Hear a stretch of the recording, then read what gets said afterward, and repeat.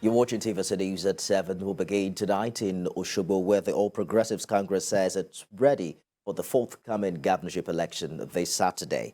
Party stakeholders who attended the mega rally in the state capital say they are not leaving anything to chance, so they've used the opportunity to woo electorates, asking them to vote for Governor Adegboyega Oyetola for a second term in office. Senior political correspondent Ayo Zugbako has details.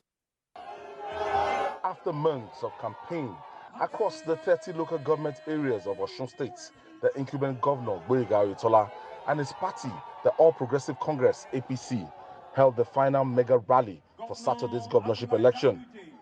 The Osogbo City Stadium was packed with APC chieftains from across the country who came to rally support for Governor Oyetola. Many state governors, ministers, and APC presidential candidate for the 2023 election, Bola Ahmed Tinubu, his running mate, Senator Kashim Shettima, and members of the party's National Working Committee attended the star-studded event. Speakers at the event stressed the need for the people to vote for Governor Oyetola for his second term to consolidate his first-term achievements. The governor of this state, Alhaji Isiaka Oyetola, has brought exceptional quality in public finance management to the government of the state of Osun. Adegboyega Oyetola was elected. That time, he was elected based on what he can do. Now, we are presenting him for re-election based on what he has done. I have been on campaign trail with him. I have gone to nooks and crannies of Osun with him. And the people have said it, that indeed Governor Oyetola is deserving of another time. The party's flag bearer reeled out his achievements in the last 4 years. We've done some other general hospitals that are under construction. We are doing 120 beds in Ashubiaro as we speak. We are doing 20 staff quarters for our doctors. We have implemented commerce and commerce. We are taking care of the welfare of our workers. APC presidential candidates also addressed the crowd, urging them to vote for the party. Come out with your PVC and vote massively for APC. More than 1.9 million eligible voters from the 30 local government areas of the state will decide who becomes the governor of the state from the 15 candidates jostling for the position on Saturday. Ayodele Uzubakun, TVC News, Osogbo, Osun State. Meanwhile, as preparations for the Osun State governorship election continue, INEC says it will ensure all parties are given equal opportunities. This is just as the Inspector General of Police deploys 21,000 police personnel to ensure security of lives and property before, during, and after the elections. Rafi Hamid reports. It's an event to update election stakeholders on the Commission's preparedness ahead of Saturday's governorship election. INEC Chairman, Professor Mahmood Yakubu, the Inspector General of Police, the Oni of Ife, governorship candidates of various political parties are all here. Professor Mahmood Yakubu has ramped up activities in preparation for the election, which is expected to consolidate and improve on the success of the election. Conversion of voting points to polling units were done to ensure expansion of voter access to polling units. This increased the polling units in Osun State from 3,010 to 3,763. Professor Mahmood Yakubu gives update on the PVC collected. Out of 1.95 million registered voters, 1.47 million PVCs, representing 76%, have been collected. A model voter accreditation system will be deployed for voter accreditation and uploading of election results on election day on the Commission's INEC results viewing portal, IRE. The Inspector General of Police promised that security operatives will be neutral throughout the exercise. He warns politicians against violation of the Electoral Act. This massive deployment is not intended to intimidate law-abiding citizens, Rather, it is to deter misguided elements that might bend on threatening the election through acts of thuggery or other conducts that violate the provisions of the electoral. Please, we're praying and begging and appealing to all of you, do not incite the youth of our there peaceful state. Do not use every means of desperation that you want to get there by all means. 5 INEC national commissioners and 12 resident electoral commissioners have been deployed for this election. 87 observer groups and 94 media houses have also been accredited for the exercise. For the first time, INEC has recruited 35 persons living with disabilities to serve as ad hoc staff at various polling units. Rafiu Hamid, TVC News, Oshogo. Still in Osun, just as INEC has pledged to give every party equal opportunity, some members of a coalition of civil society organizations are asking the umpire to take a step further by ensuring a free, fair and credible election on Saturday. Speaking at a press conference in Lagos organized by the Civil Society Committee for Anti-Fraud Election Security, the chairman of the National Consultative Forum, Professor Patutomi, said INEC must tackle any form of vote rigging or election fraud in the forthcoming Osun governorship election in few days. Found is that the legitimacy that the ballot box confers has been taken away from our democracy by vote rigging, vote buying, and all kinds of undemocratic processes that have come to define our democracy. Underscoring the critical importance of the establishment of a highly functional anti-rigging war room, which will help to track, identify and dismantle the already existing vote rigging mechanism, the group said they will immediately create the required anti-rigging war room, scheduled to run from Wednesday 13th July 2022 to Saturday 16th July 2022 for the aim of monitoring, tracking and countering ongoing fraudulent practices both before and during the election. We must make sure that Osun election is presented to the world that Nigeria has changed. The people who own Nigeria are the people, the common man, the young people, the women, the men. Once that is done, I assure you, things will start turning around. Convener said the group has started sensitization, training and recruitment, mobilization and deployment of youth as volunteers for the ward-to-ward and polling unit-to-polling unit anti-rigging ballot monitoring exercise. The same people still manipulating and driving the structure. It bothers me that Nigerians are not thinking about that aspect. That's why we all have to come out to ensure that we safeguard the Osun election against all forms of rigging. For the group, the arraignment of electoral offenders should serve as a deterrent to all electoral offenders and prevent any form of impunity in the Osun State governorship election fixed for July 16, 2022. Ademola Lawrence, TVC News, Lagos. Away from Osun to Ondo State, where different support groups that worked for the emergence of Bola Ahmed Tinubu to become the presidential flag bearer of the All Progressives Congress have agreed to collapse their structures to ensure the party's victory in the 2023 general election. The groups also agreed to form a coalition to mobilize more support for Asiwaju's victory. Ayodeji Maradio reports. There were many support groups that worked for different aspirants before the emergence of Asiwaju Bola Ahmed Tinubu as the presidential candidate at the All Progressives Congress APC primary election in June. In Ondo State, members of this group have resolved to collapse the structures to work as a team.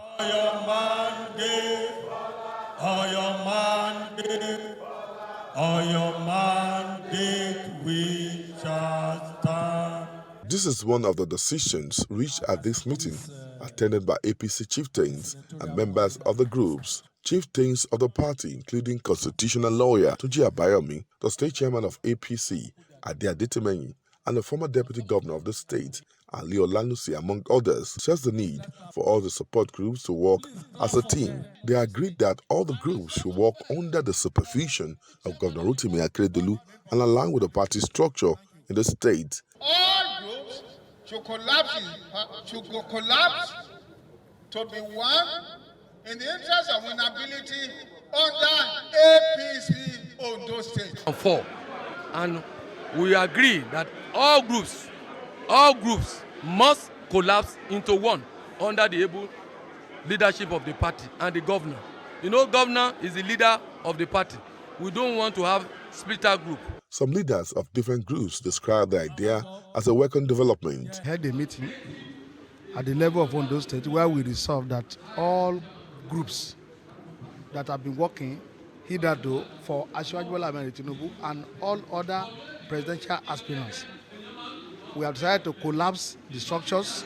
The massive groups that came here today, all the groups, almost all, let me say almost all, were represented, and this is very encouraging.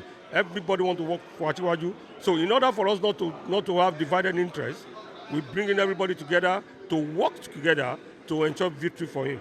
Bola Ahmed Tinubu, they are making everybody, even all my friends who are in PDP, they are determined to deliver Bola Ahmed Tinubu, not because they didn't like their party, not because they are doing anti-party activities, but because they saw the quality in him. New executive committee is expected to be inaugurated to pilot the affairs of the team that will work with the governor and the party. Adegboyega Oyetola, TVC News, Akure. Well, it was a bleak weekend in Lagos State following a torrential rainfall that wreaked havoc on residents and property, with attendant loss of lives across the metropolis.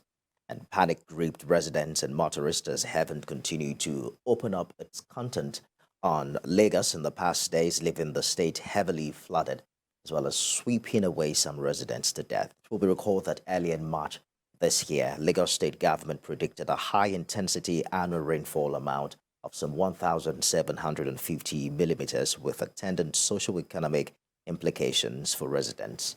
However, the state government urged residents not to panic at the presence of heavy rainfall, as every arrangement had been put in place to ensure adequate protection of lives and property, with expected flash flooding across the state.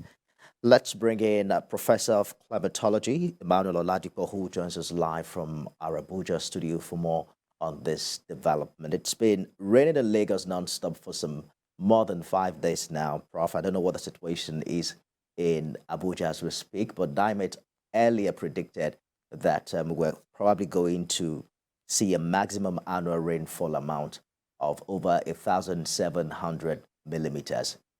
Talk us through what is responsible for what appears to be an increasing frequency of extreme weather events that we're told will now happen almost through this year. Thank you very much, and good evening to Nigerians. These things are not new. We've been talking about this for many decades now, that the world, the globe environment is witnessing a shift in the temperature conditions, which is what we call the global warming. And once the air warms up, it has the increased capacity to absorb a lot of water, moisture into the air.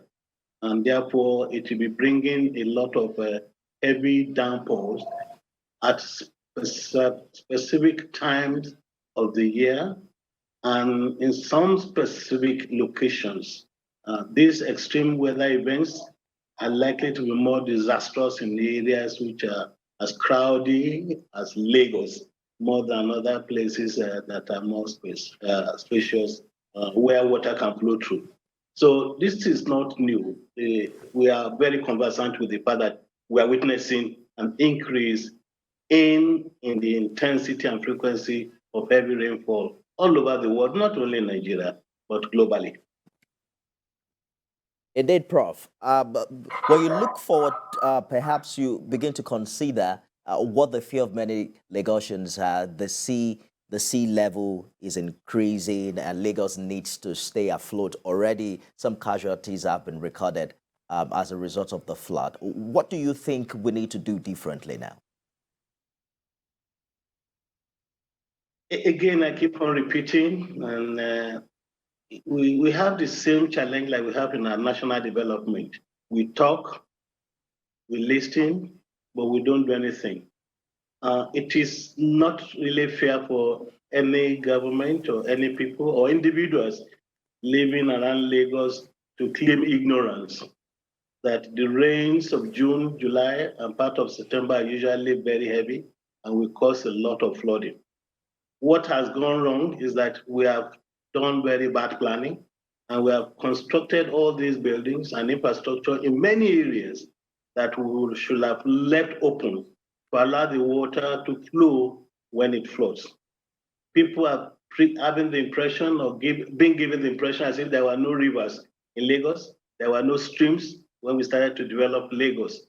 If you look at what happened at Orile Agege, for instance, you can see that that canal will have been a stream at one time that is flowing, and perhaps people have squeezed every inch of land towards that edge of the stream and created an unprecedented narrowness for the water to flow.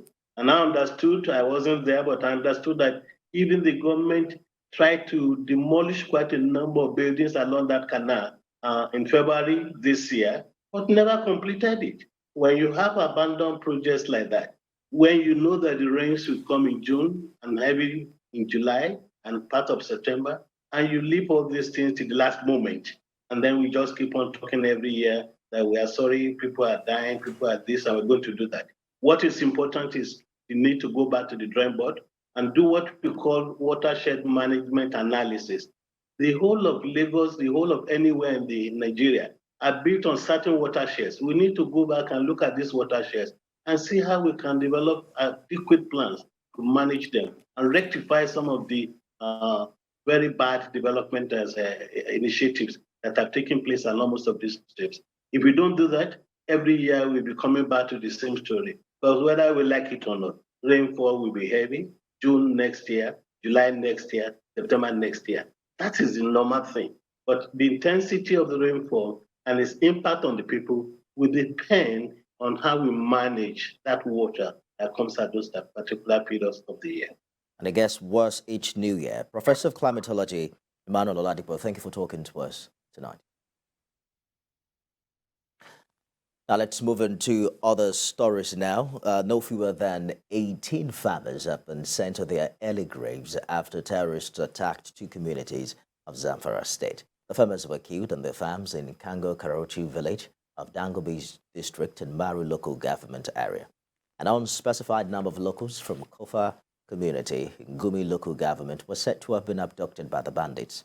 Among the kidnapped victims are nursing mothers, including the wife of the village head of Kofa, who were forced by the bandits to drop their babies.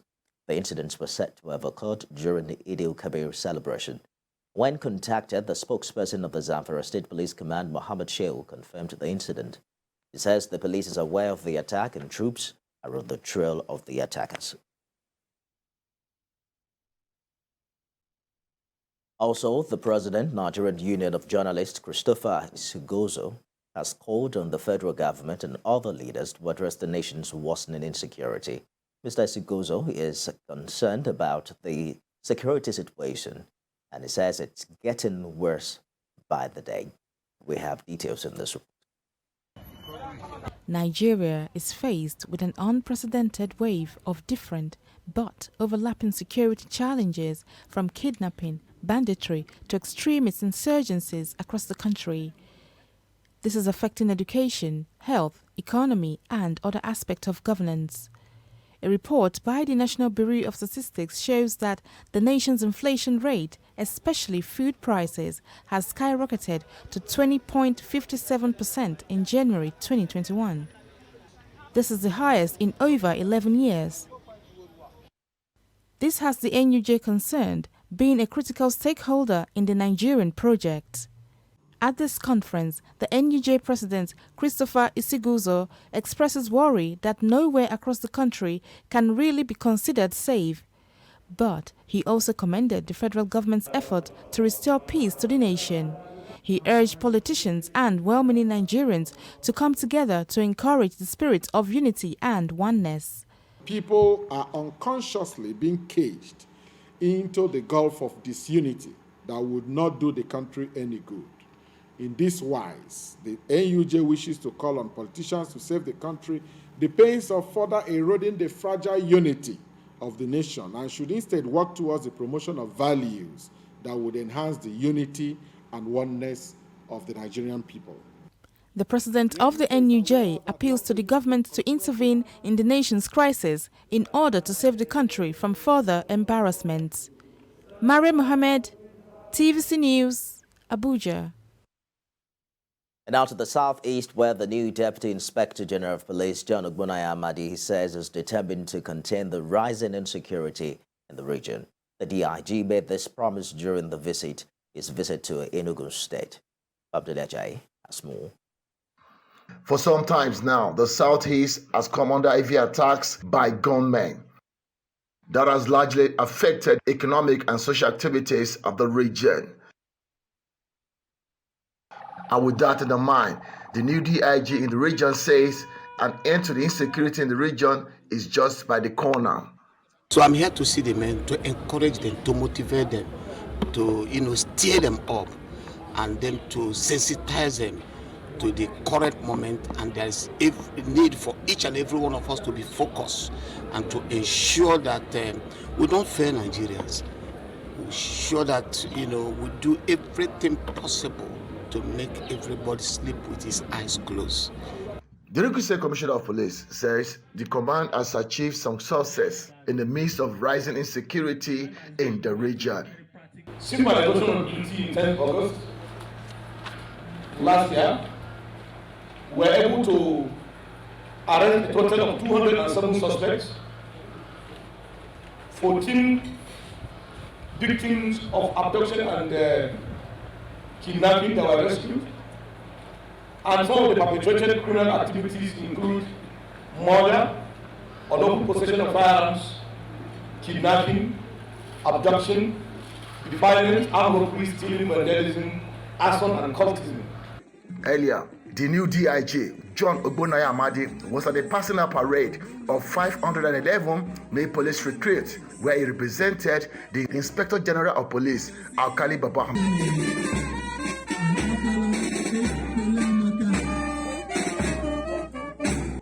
DIG Ogbonnaya Amadi is in charge of the Department of Research and Planning and the 5 Southeast Police Commands of Enugu, Anambra, Imo, Ebonyi, and Abia State. He succeeds DIG Joseph Ogbunike, who died on the night of March 2022 after a brief illness. Bamidele Ajayi, TVC News, Enugu. And following the armed attacks on custodial facilities across the country, there's been an increased scrutiny of the Nigeria Correction Service. Regardless of its challenges, the Correction Service has a few successes it says Nigerians should look to. Correspondent Larry Adeyemi met a former inmate at the custodial center who's been transforming his community and has become a model citizen. Abdullahi Abare is a man of many parts. A street hustler who landed in prison and was released in 2019. The reformation, rehabilitation, and skills learned in custody has made him a brand new man. 3 years later, Abdullahi has become an icon in his community, training, mentoring, and empowering. By going to prison, I learned something that if I come back, I will teach, I will change my life and other people's life. Staying there is something that you are going to learn something, because the people that you are going to meet in there, different kind of people, different kind of crimes. In the last 3 years, Abdullahi has invested time to take kids off the streets, get them off drugs and the life of crime.